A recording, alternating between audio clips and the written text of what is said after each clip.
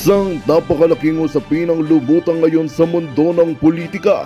May posibilidad na daw na si dating Pangulong Rodrigo Duterte ang pumalit kay pangalawang Pangulo Sara Duterte sa kanyang posisyon. Ang balitang ito ay mabilis na kumalat at naging sentro ng usapan sa iba't ibang sektor na nagdulot ng samot-saring reaksyon mula sa publiko. Ayon sa ilang informante, may mga pag-uusap umano sa loob ng ilang malalaking grupo sa politika tungkol sa isang posibleng pagbabago sa liderato. Bagamat wala pang opisyal na kumpirmasyon, may mga espekulasyon na may kinalaman ito sa patuloy na sigalot sa pagitan ni VP Sara at ng administrasyon ni Pangulong Kuting Jr. Samantala, nananatili pa ring tahimik ang kampo ni dating Pangulong Rodrigo Duterte tungkol sa usaping ito. Habang hinihintay ang opisyal na payag mula sa mga kinauukulan, marami ang nagtatanong kung totoo ang balitang ito, paano ito mangyayari at ano ang magiging epekto nito sa kasalukuyang administrasyon. Patuloy naming babantayan ang mga ganapang ito at maghatid ng mga pinakabagong impormasyon. At yan nga ang balitang ating pagkakatutukan. Ngunit bagong lahat, siguraduhin mag-subscribe at i-hit ang notification bell para sa patuloy na pagtutok sa mga silap ng bagong balita sa tunay na boses ng masa.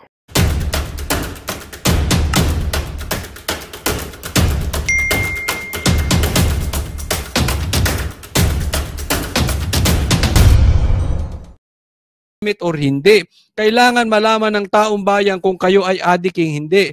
Bakit kanyo? Lumalaganap ang droga eh. Baka mamaya kasabwat kayo. O baka kaya hindi nyo mahinto kasi you're one of them. Yan ang duda ng taong bayan. Kaya nga dapat patunayan ninyo. Kailangan may confidence ang taong bayan sa inyo. Patunayan nyo ng drug test. At nang malaman natin, bakit ba? Ito sinasabi ni PRRD, bakit ba hindi nyo mahinto ang droga sa Pilipinas? Ano sabi ni PRRD? Wala talaga, mahina talaga, di nila kontrolado.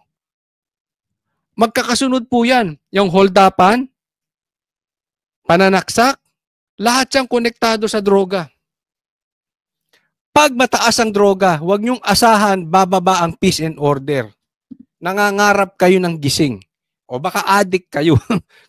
kung sa tingin niyo mismo, bababa ang krimen sa Pilipinas, kahit laganap ang droga, nangangarap ka or addict ka rin. Ayan. Takot kasi takot talaga sila sa human rights. Hindi po pwede. Alam nyo itong human rights na to? Isa pa itong walang naitutulong sa bansang Pilipinas. Isipin nyo, ang iniimbestigahan, yung mga pulis na nakapatay ng adik, instead na ang iniimbestigahan nyo, yung mga adik na ng rape. Yung mga adik na ng rape ng kapatid, ng rape ng magulang, ng rape ng kapitbahay, ng rape ng kamag-anak, ng best friend, ng katrabaho, pumatay, pinatay ang magulang na pinalaki sila. Imbis na yun ang iniimbestigahan ninyo. Parang pinagtatanggol pa nitong human rights natin ng mga adik. Hindi po pwede. Hindi po pwedeng takot ka sa human rights. Sa bagay ako, may kaso talaga ako. Kung babalik ako, humanta talaga kayo. Yun, naku, yari. Marcos! Ito, pahiwatig to ha. Ako'y naniniwala, pahiwatig to.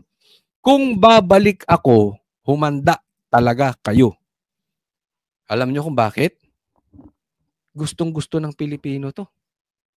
Gusto na ng Pilipino. Alam mo, salot sa Pilipinas, bukod sa korupsyon, ang salot talaga, ang sumisira sa Pilipinas, diretsaan na po tayo.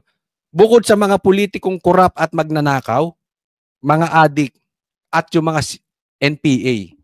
Yung mga yan. Yung mga komunista na yan, yan ang sumisira sa Pilipinas. Alam nyo kung bakit gustong-gusto si PRRD ng taong bayan? Kasi nahinto ang droga. Hindi man 100%, but possibly 98% nung panahon niya nahinto ang droga. At alam natin to si PRRD, hindi nakikipag-transact sa mga komunista or NPA katulad ng ibang mga, yung iba dyan, ginagawa pang attack dog ang mga NPA at mga komunista. Si PRRD, hindi po niya ginagawa yan. Alam natin galit ito sa mga makakaliwa, sa mga rebelde. Kaya naman, gustong-gusto ni gustong-gusto ng taong bayan si PRRD. Kaya mahal ng taong bayan si PRRD. Pansinin niyo, kahit na ang kanilang crowd ay napakadami. Kahit walang ayuda, hindi katulad dun sa iba. Ito ako'y naniniwala. Kung babalik ako, humanda talaga kayo. Yung sinabi niyang yan, ako'y naniniwala. Diyan ay in preparation. Just in case, I really don't believe na matatanggal si BP Sara. Pero, ito, pag-usapan nating mabuti to. Just in case lang matanggal si BP Sara. Just in case lang for discussion purposes. Ako, naniniwala ako, si PRRD, sa mga sinasabi niyang yan, at kung siya'y malakas pa, tatakbo siyang presidente for 2028. Alam natin na ang pag-asa ng taong bayan ngayon ay Duterte. Kung aalisin man si BP Sara, si PRRD, naniniwala ako hindi tayo hahayaang malugmok. Tatakbo to sa mga salita niya ngayon. Kamakailan lang meron akong nakausap na dekampanilyang mga abogado. Mga abogado hindi abogado. Hindi yung mga pipitsuging abogado. Mga dekapanilyang abogado. Nabanggit ko, nasabi ko, napakapangit na po na nangyayari sa bansa. At sayang talaga dahil 6 na taon lang si PRRD. Yun kasi ang nasa batas eh. Kaya lang, wala bang pagkakataon na pwedeng tumakbo si PRRD? Alam mo yung sagot ng 2 abogadong kausap ko. Very popular lawyers. Ang sabi nila, sa aking tingin, sa kanyang pagkakaunawa sa batas, pwedeng tumakbo si PRRD. Anong basis niya? Kasi yung sinasabi ng batas na hindi ka pwedeng maging na tumakbo ulit bilang presidente, yung magkasunod. Tingnan po natin ang senador. 'Di ba? Sinasabi bawal after such terms, 3 terms ata, tapos bawal ka nang tumakbo. Pero nakakatakbo ulit, nagpahinga lang. Congressman, ang pagkakaalam ko dyan, kung hindi ako nagkakamali, 2 terms ata. Hindi ko alam yung exacto. Pero after nun, magpapahinga lang, tapos nakakabalik, tumatakbo ulit, congressman. Tama or tamang-tama? Bakit hindi pwede sa presidente? Ang ibig sabihin lang daw nung batas, bawal kang tumakbong magkasunod. Pero katulad si PRRD, bumaba siya ng kusa. Diyan na lang may lalaking kausap to si PRRD. Diyan na lang kita nating sumusunod si PRRD sa batas. Si BBM, anong sabi ni PRRD? Hindi yan bababa sa pwesto. Or kung bumaba man niya, kailangan na maiupo niya, yung hawak niya rin sa liig. Kaya nga in preparation for Sara, mamaya pag-uusapan natin yan. No? Pero si PRRD kusang ibinigay. Alam mo kung pinagpilitan niyang tumakbo nun, pwede pa siyang manalo eh. I mean, I'm sure mananalo siya sa botohan. Kaya lang yung legality nito, no? Medyo nagdedebate ang mga abogado diyan pagdating sa pwedeng pagtakbo ulit ni PRRD na magkasunod. But this time, marami ng abogado nagsasabi na pwedeng ulit tumakbo si PRRD kasi pahinga na siya eh. From 2022 to 2028, isang term pahinga na siya. Kaya magandang to. And I'm sure, i-consider talaga ni PRRD tumakbo kung sakali tanggalin nila, manalo sila sa impeachment labang kay BP Inday. Akala nila nagtagumpay sila kung sakaling matanggal si BP Sara. Ang mga Duterte po, kaya mahal ng tao, they are not stupid. Alam nila gagawin nila. Kung sakali man sa tingin nyo hindi si PRRD, si Pulong. 'Di ba? Kaya nga sabi ko, dapat itong pamilyang Marcos, wag silang loser, wag silang talunan, lumaban sila ng patas. Kasi kung ang kanilang laging strategy ay tanggalin, eliminate ang kalaban, hindi nyo may eliminate ang kalaban. Tingnan mo si Tamba, anong style? I-eliminate yung vlogger. Akala mo ba ma-eliminate mo kami? Halimbawa kaming pinapatawag na sa 29 ata kami na vloggers. Kung patawag kami, akala mo mai-eliminate kahit ikulong mo kami? May mga uusbong na mga vloggers din. Marami pang vloggers. Gasino na lang pagamit namin yung channel namin sa ibang vlogger eh. Kala nyo na hawakan nyo kami sa leeg? Hindi. Ipapasa ko lang yung channel ko sa ibang tao, tapos na. Oh. Sasabihin, di ba yung papalit, mahina, bago? Hindi. Yung channel ko, papagamit ko sa iba. Diba? Alam mo kasi itong mga ito, takot silang lumaban ng patas. Ang alam lang nilang paraan, ang alam lang nilang strategy, tanggalin ang kalaban. Hindi kayo magtatagumpay sa ganyang paraan. Why? You are not improving yourself. Instead na ini-improve mo yung sarili mo, instead na nagsasakripisyo kayo. Oh. 'Di ba? Sakripisyo kayo. Nang sa ganun, mahalin kayo ng taong bayan gaya ng ginawa ng mga Duterte. Bakit? Nakita natin eh. Kahit mademanda si PRRD, basta uubusin ko ang adik, basta uubusin ko mga NPA, basta uubusin ko mga komunista. Anong sukli? Mahal na mahal siya ng taong bayan. Bakit? Minahal niya kasi yung bayan.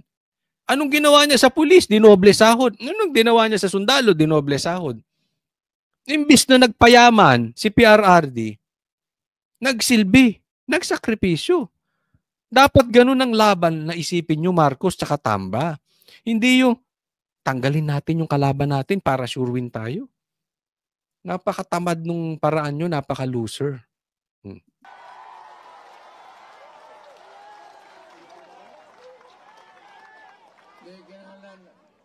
Ang problema patyon yun mo.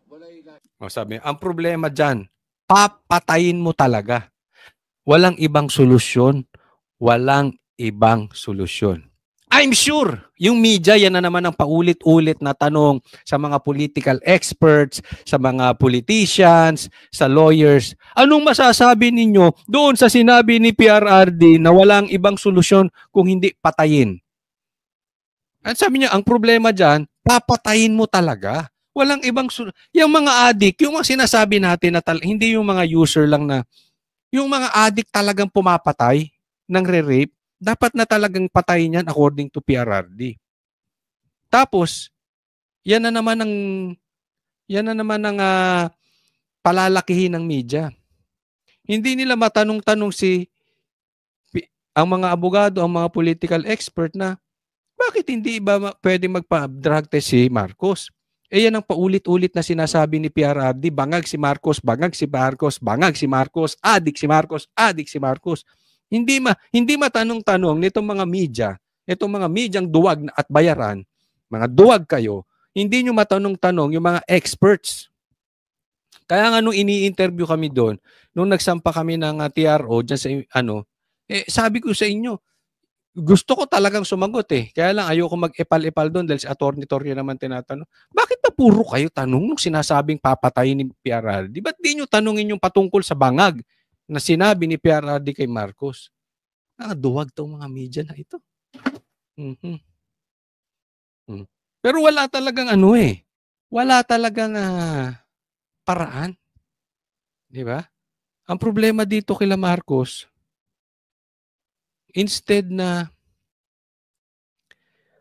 gumagawa ng tama, sinisiraan pa at sinisiraan yung diskarte ni PRRD. Sinisiraan mo, Marcos, hindi mo naman mahinto ang droga. Anong gagawin natin? Pinasasama mo lang si PRRD dahil ang paraan niya ay patayin. Ikaw, anong nagawa mo sa droga? Naihinto mo ba? Nahinto mo droga? O tuloy-tuloy pa rin ang droga sa Pilipinas? Yan ang problema, puro ka paninira. Wala ka namang maiambag sa solusyon. Paano ihinto ang droga, Marcos? Kita nyo, gustong-gusto ng tao. Narinig nyo yung sigawan ng tao. Diba? Iba talaga si PRRD. Alam mo, pinasasama lang. Binibigyan lang na masamang kulay nitong mga politicians at mga tao ni Tambang, mga attack dog niya, yung mga sinasabi ni PRRD. Pero alam nyo, masakit para sa kanila. Gusto ng tao eh. Gusto ng tao yung style ni PRRD para matapos na problema natin dyan sa droga. O next. Ito, pag-usapan natin patungkol sa impeachment ng komentaryo ni PRRD. Ay, ang kanyang speech patungkol sa impeachment. Nagpatutsada si dating Pangulong Rodrigo Duterte sa pag-impeach kay Vice President Sara Duterte. Layon lang anya nitong maetsapuera ang anak sa pagtakbo sa 2028 elections. Ang mapayag ng dating Pangulo tinawag ng Malacanang na walang basehan at katawa-tawa. Nakatutok si Mav Gonzalez. Kumbinsido si dating Pangulong Rodrigo Duterte na inimpeach si Vice President Sara Duterte dahil ginigiba ito para sa 2028 presidential election. Ayan, ito, maganda yung sinabi, no? Ang paniwala ni PRRD, kaya lang ini-impeach si BP Sara dahil ginigiba para hindi na makatakbo sa 2028. Ayan naman po ay lantarang public knowledge. Alam mo, kahit tanungin ko ang pula, dilaw, NPA, pinklawan, asul, berde, lahat po ng nakikinig dito. Bobo ka na lang kung hindi mo alam na kaya ini-impeach si BP Sara dahil sa politika. Bobo mo na lang or nagbobobobobohan ka. Dalawa lang yan, wala kang pagpipilian. Nagbobobobobohan ka na hindi totoo yung sinasabi ni PRRD na kaya lang naman ini-impeach si BP Sara ay dahil gusto nilang makaupo sa 2028 at hindi nila kayang talunin si BP Sara. Kayo ba? Tanungin ko sa mga manunod dito, including the bashers, wala na po itong DDS, lahat po, tanungin ko kayo, pati kayo mga galit sa aming mga Makaduterte at Team Suka. Naniniwala ba kayo na yung pumirma, walang natanggap? Sagutin nyo. Una, yung pumirma para impeach si BP Sara, walang natanggap. Pangalawa, naniniwala ba kayo na gusto ma-impeach si BP Sara ay dahil ginagawa nila dahil sa pagmamahal nila sa bansa?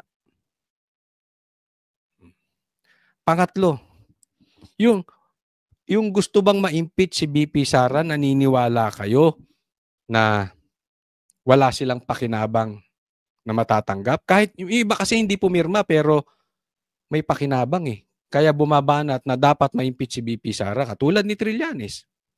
Sa tingin nyo, wala silang pakinabang?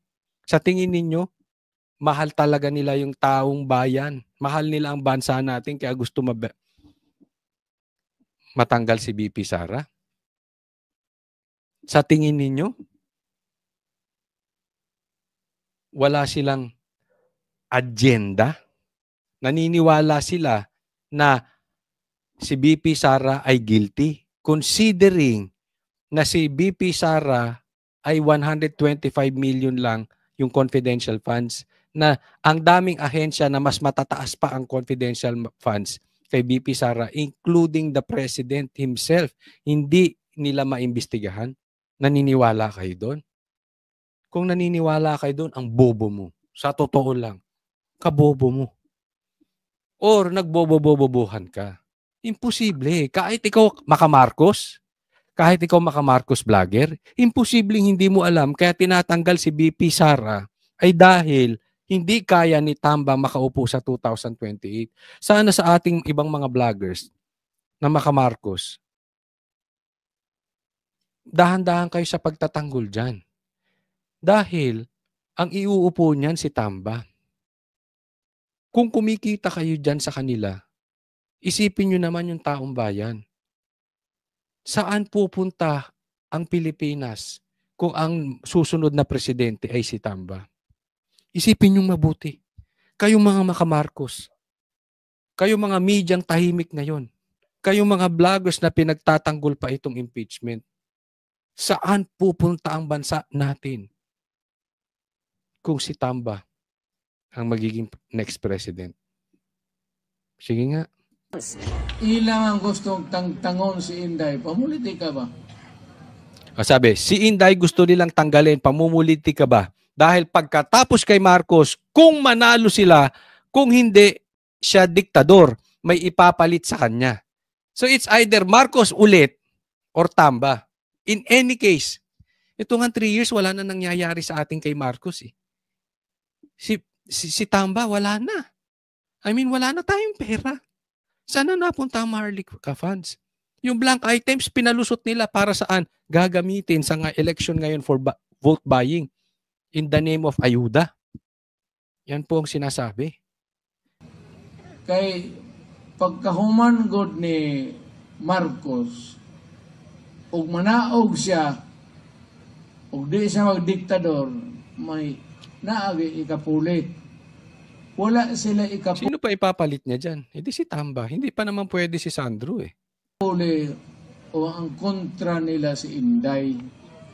Why pildi si Inday? Kaya sinasabi nila mahina na ang Duterte, hindi po. Tanungin nyo yung mga political expert na nasa gitna, hindi yung makadilaw. Kasi itong mga nakadilaw, hindi na nakatapak sa sahig. Kaya alam mo, nagmumukhang bobo yung mga political analyst ng dilaw. Kasi hindi na sila realistic. Wag yung mga political expert ng dilaw ang tanungin ninyo. Ang tanungin niyo yung nasa gitna. I'm positive 100% sasabihin nila, malakas talaga si Inday. Malakas talaga ang Duterte.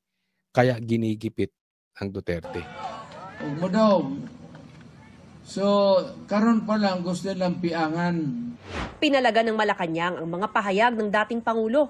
Sabi ni Executive Secretary Lucas. Ito hindi ko na i-discuss kasi na-i-discuss ko na yung sa vlog ko kanina. Kung hindi nyo napanood, panuorin nyo na lang po. Pero hindi ko na i-discuss to. Pero parang ito si E.S. Bersamin, parang wala sa ayos yung kanyang ano. Anyway, sumusunod lang siya sa abo. Yan ang pinapasabi sa kanya.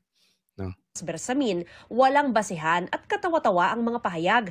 Isa na naman daw itong budol mula sa ani ay one-man fake news factory. Gaya raw ng laging ginagawa ng... Sila pa may gana magsabi ng budol, no? Gaya-gaya. Yan si Marcos. Napapansin nyo?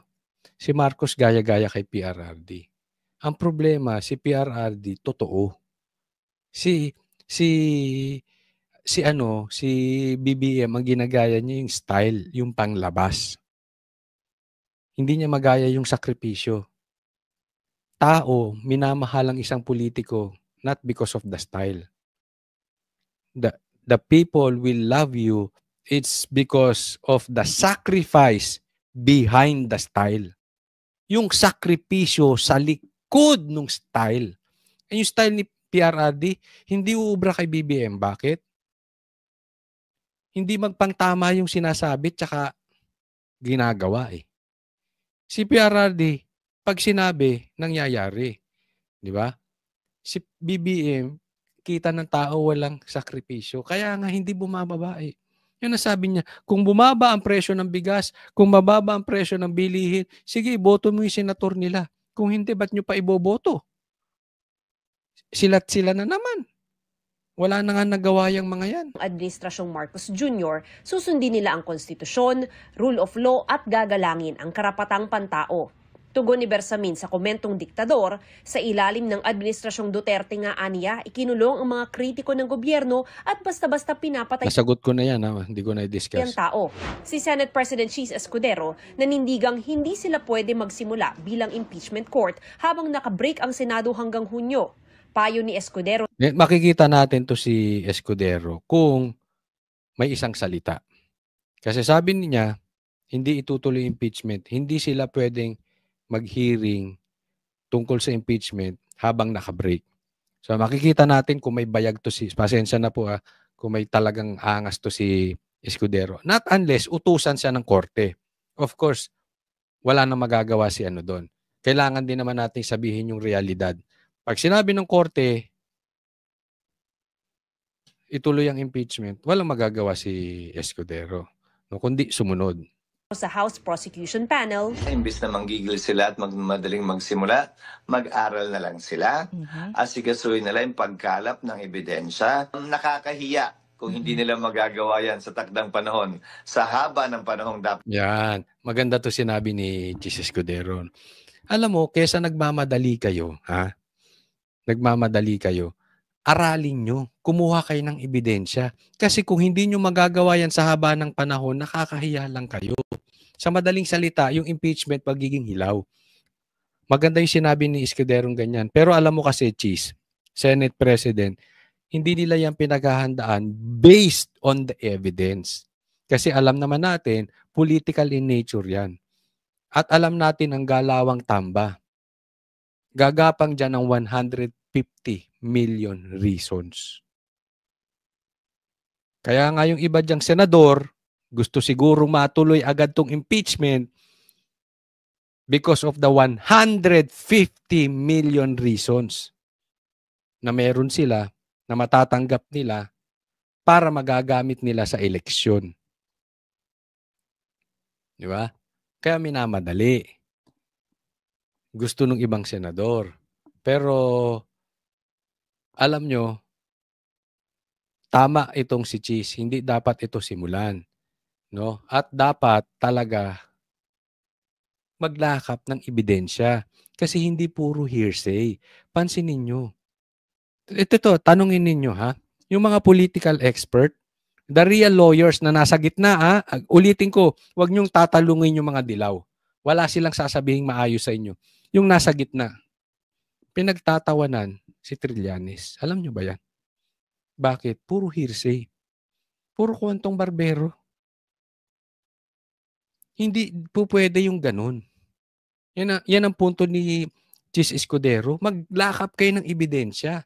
Hindi pwede yung ebidensya na parang si Trillanes. Hearsay. Nakakatawa yan.